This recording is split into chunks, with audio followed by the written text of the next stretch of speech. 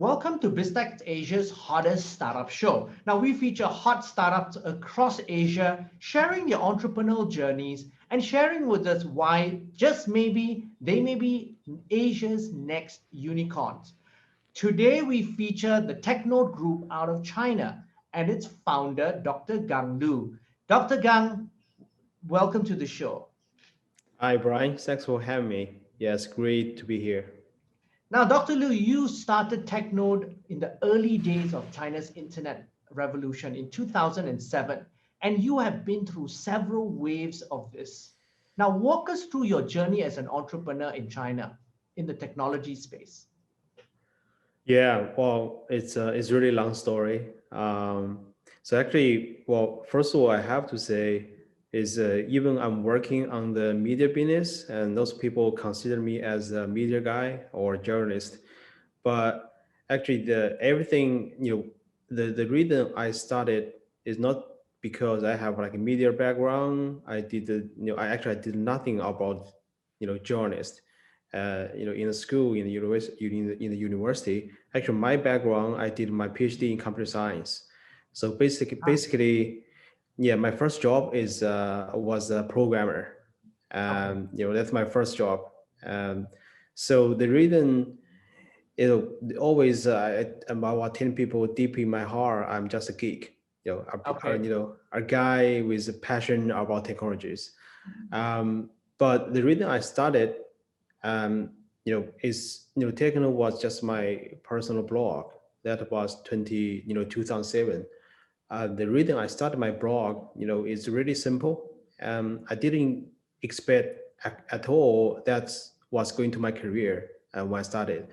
It's just basically it's just my personal blog. Then I write, I was writing down, something I learned and for my PhD, and some startups ideas, just really written and very personal. So yeah, so I think, but at the business is was I think I started to set up the techno company around 2012. Mhm. And I think the reason I started is was because you know I was born in China, educated in China and UK. I did my PhD in computer science, so I really see kind of the trend in China. I think around 2012, I think that's where the 4G was taking off in China. I think all of a sudden you see there's so many like a mobile application or mobile app developers. They're like jumping on the market, then start doing all the startups. Then I realized, oh, probably that's the right timing, for like a tech block, because if you look at the technology, the startup ecosystems, right? You always you have startups, you have venture capitals. That's like two core groups of in the ecosystem. But also, I think media also play a very important role in the ecosystems, because startups, they want exposures, because low all traditional being traditional media, they don't really care about the startups. Yeah. Then for VCs, probably they also need help from media to help them to recognize the early stage startups.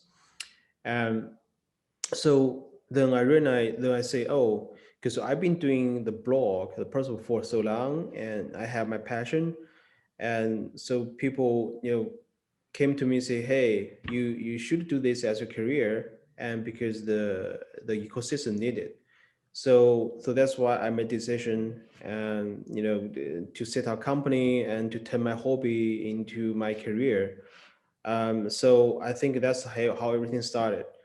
Then, because I think since 2012 we've been focusing on China, the Chinese ecosystem for, well, almost for 7 8 years.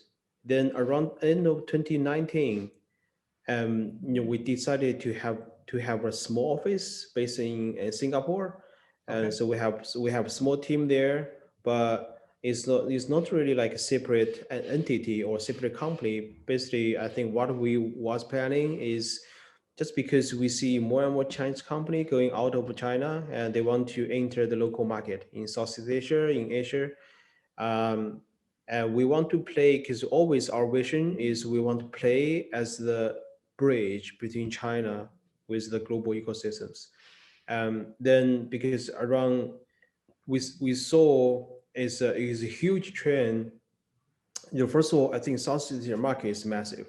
Secondly, the huge trend, the Chinese company or European or even the global kind of technology, the ecosystems, they focus more and more on the Southeast Asia market. I think for China, we see venture capital from China, tech giant from China, they all doing different, they have different activities in ASEAN or Southeast Asia market. Then we want to play as a hub. So we set our company. But once we have a team there, then we realize, oh, actually we didn't start from nothing because I think in the past probably 5 years is kind of a copy from China model. I think used to be copied to China because we learn from Silicon Valley. Then we kind Right. of copy all base to China, but that's the next wave is copy actually from China, especially from Asian market, from Southeast Asia market, because the culture is kind of similar, the infrastructure is more or less similar, and so basically the same pattern happened in China. I think is happening in Southeast Asia. So and then people reading actually there are a group of people actually they've been following techno for quite a while because they want to understand what's happening in Chinese technology ecosystems on a daily basis. So we already have reader or cross Asia. So luckily, but the next step, we made the decision say, hey, since we already have the infrastructure, there's some like we did have built a little or tiny community there, then why not we could do actually we do to do more is to build the local ecosystems across Asia. So basically what we learn in China we want to kind of replicate it into the Asian market as well to be part of the ecosystems. So that's why we launched Tech Global, and luckily we also raised a bit of funding for that to help us to accelerate our venture as well.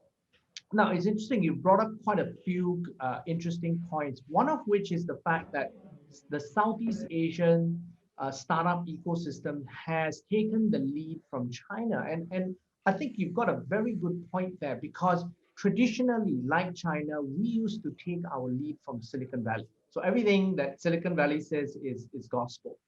But today, a lot of people look to China because China is seen, and myself being an example, being in the tech ecosystem for over 20 years, is seen as the innovator. In fact, a lot of the original ideas come out of China as opposed to the Silicon Valley that perhaps work better in our ecosystems.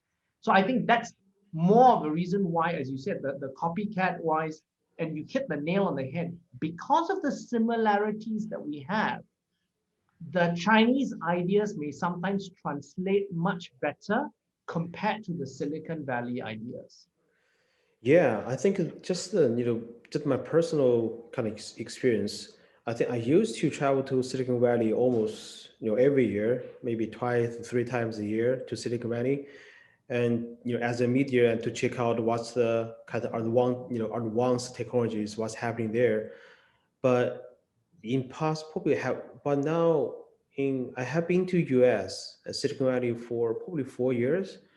And also, if you look at the Chinese market, just for example, I think 5 years ago, when you see the Chinese startups, when they are pitching media or they were pitching VC, sometimes I think, well, not sometimes, and most times, you heard the startup was telling you, oh, what we are doing is something like Twitter in Silicon Valley, like Facebook in Silicon Valley.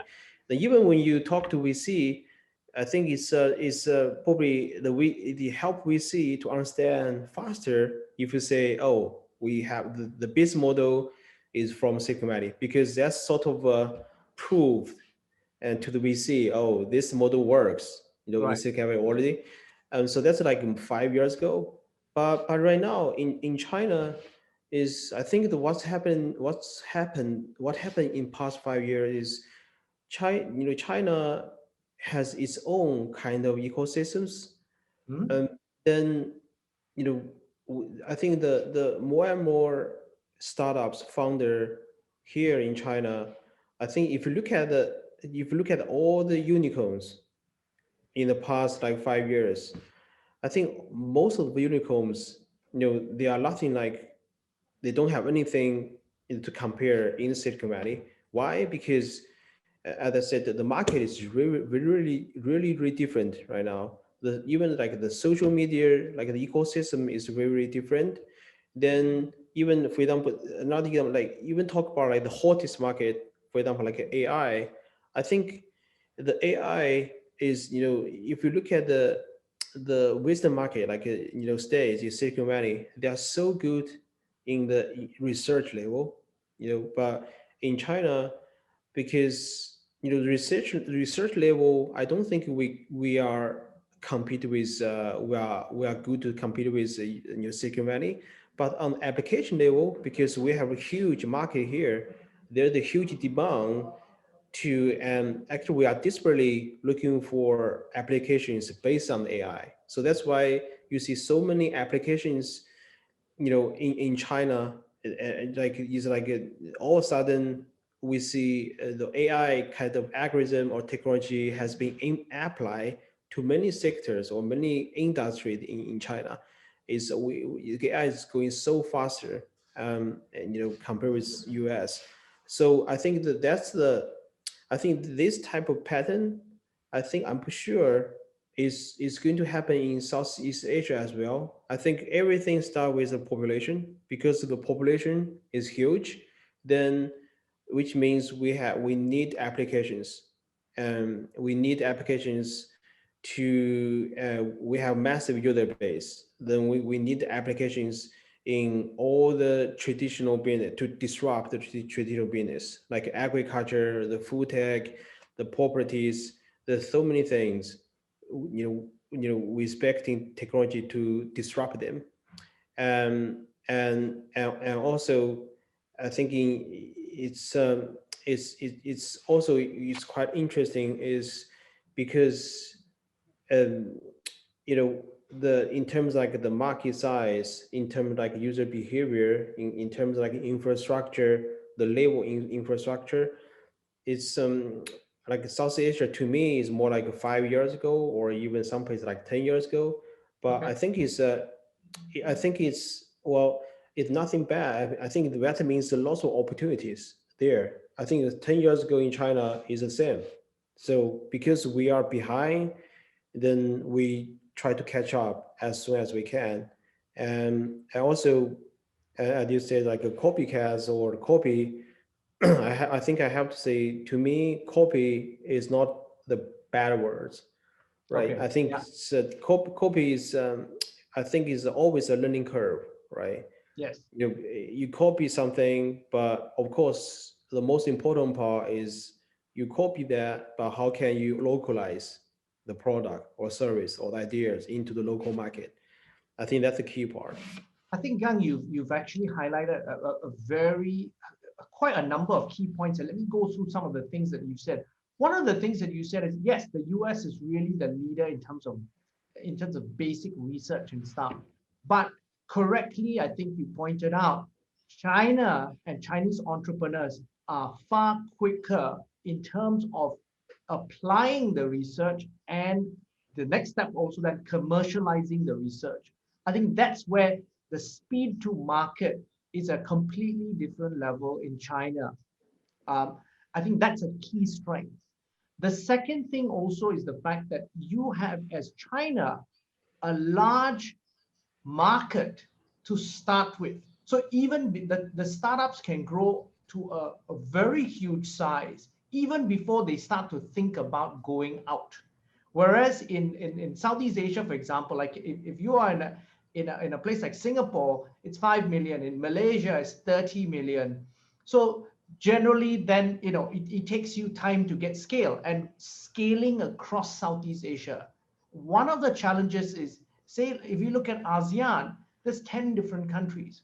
There are different languages, there's uh, different cultures. There are some similarities, but the cultures are different. So what a lot of Silicon Valley people or people from Europe or even from China, when they come to Southeast Asia, they realize, hey, Southeast Asia is not one block. Yeah. Actually, the execution strategies for each market tends to be a little bit, you really got, as you said correctly, localize your execution and the solutions.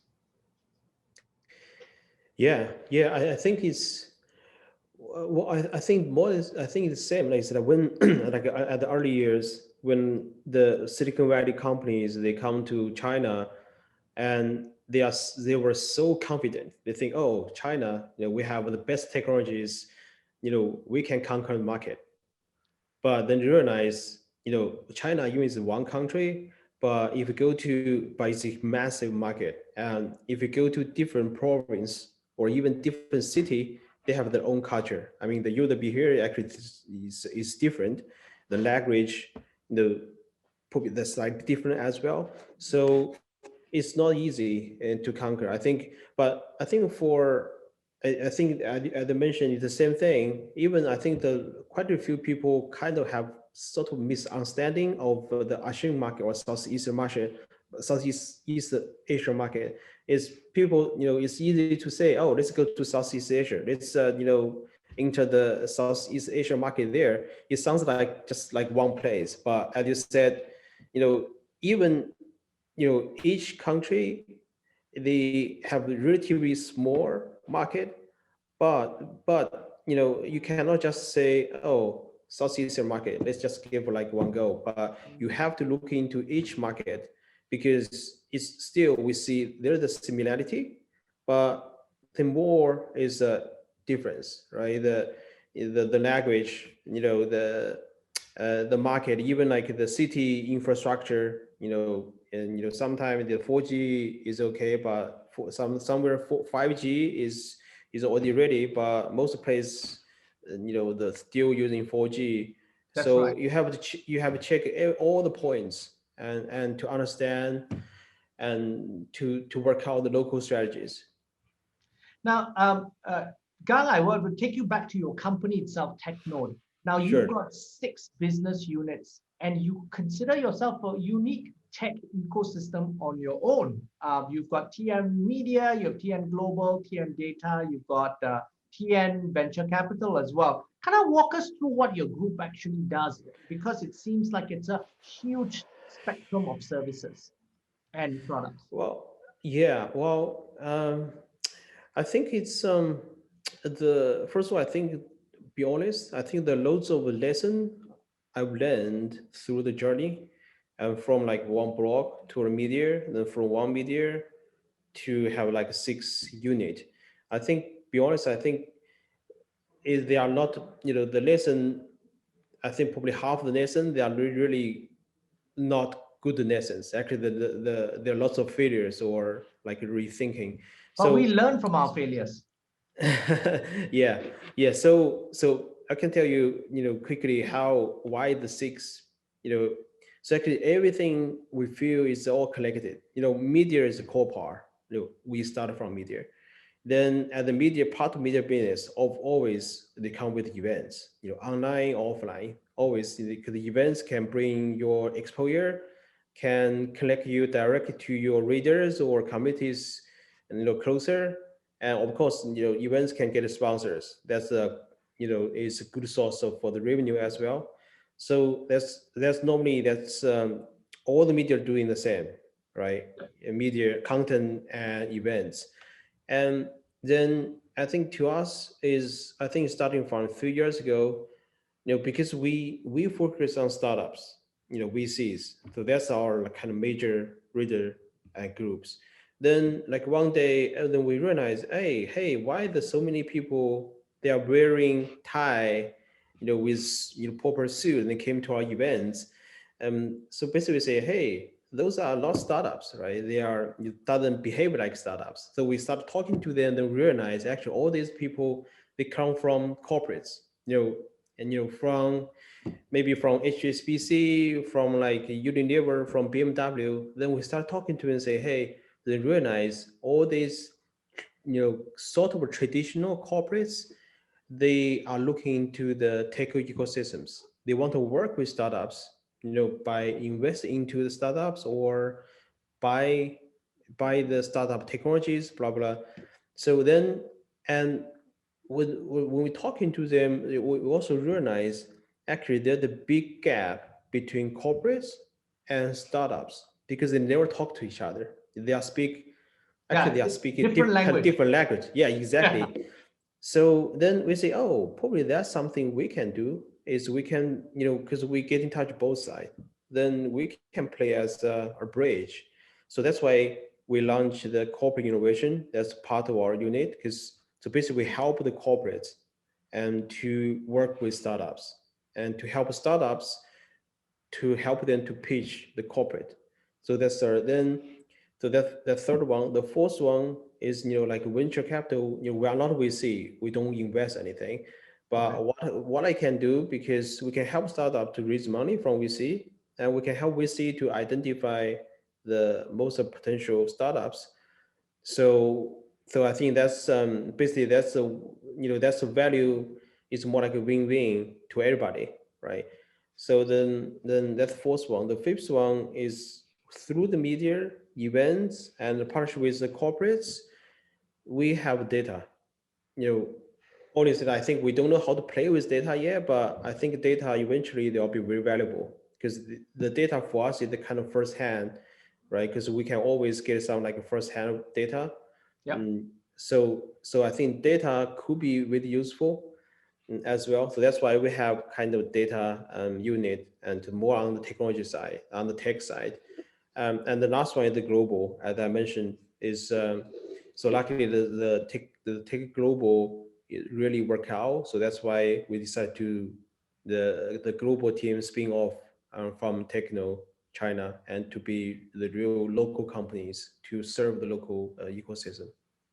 So let me ask you, Gang, from your strategy moving forward. Now, in 2019, for TechNode Group itself, you raised from U Commune and XCG Holdings Group tens of millions of renminbi in terms of funding.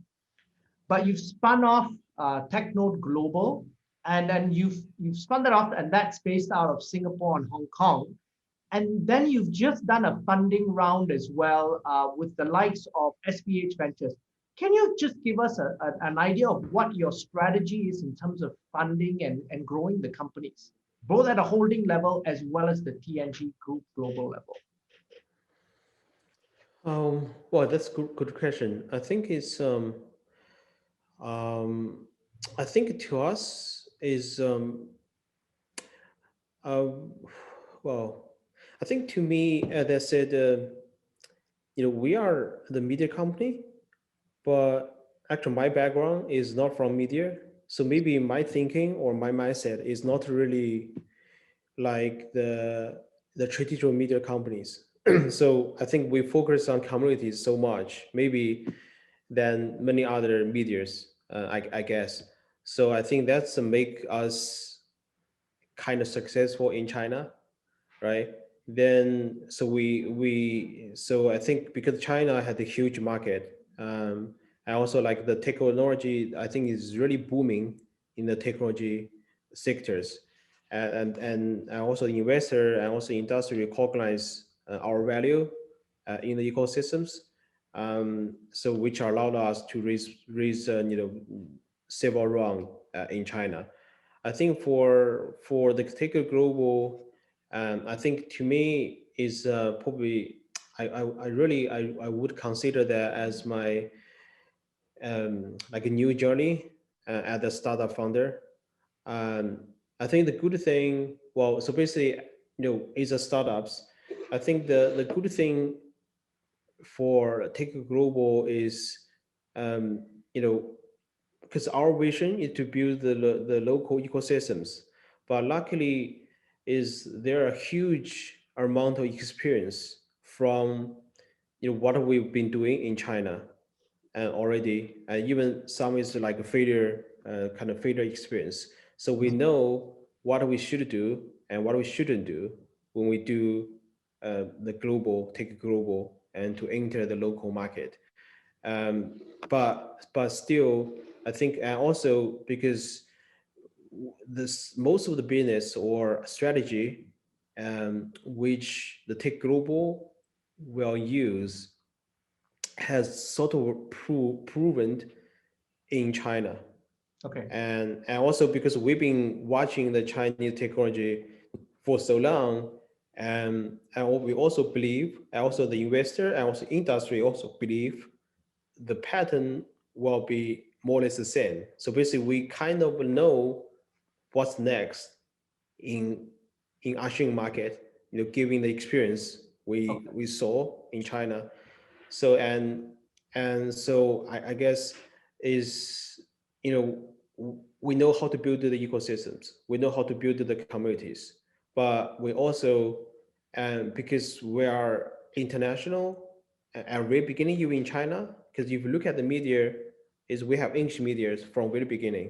um, so we have international kind of DNAs since the very beginning, and we have leadership as well. So I think that that's why but also on the business side, is also it's a separate business. I mean, if Tech Global is doing exactly the same, and kind of serving the same group of people or same group of partners, it doesn't make sense, Yes. to spin off. Also, it doesn't make sense for investor to invest in, right? But just because we have very clear idea. First of all, Tech Global is focused on the business or community outside China. Is we are Okay. actually looking at a different group of people. So Okay. even the strategy is the same, more or less the same, but basically the target audience or target partners or target clients, they are very different. Okay. And it's like take China, is we still the techno China, we are still focused on Chinese market because it's massive enough, right? We talk to the Chinese company, Chinese VCs, that's the focus. But take it global, they're going to talk to the local VCs, local ecosystems, local entrepreneurs, but of course with the support from the China side, which gives some unique value to take it global, because people want, in the tech side, there are loads of opportunities or partners or business opportunities between we can do and for the Asian ecosystems with the China ecosystem. I think that's kind of extra value, and take it global can play in the local market. And in terms of exit, are you looking at an I because the markets are hot right now? Are you looking at an IPO or perhaps even merging with a SPAC in the US right now? Because that's really the hot play right now. Be honest, I think it's yeah, probably that's a good thing if we can be merged with some like medias from wisdom. But be honest, I think that's a bit too far from what we are now.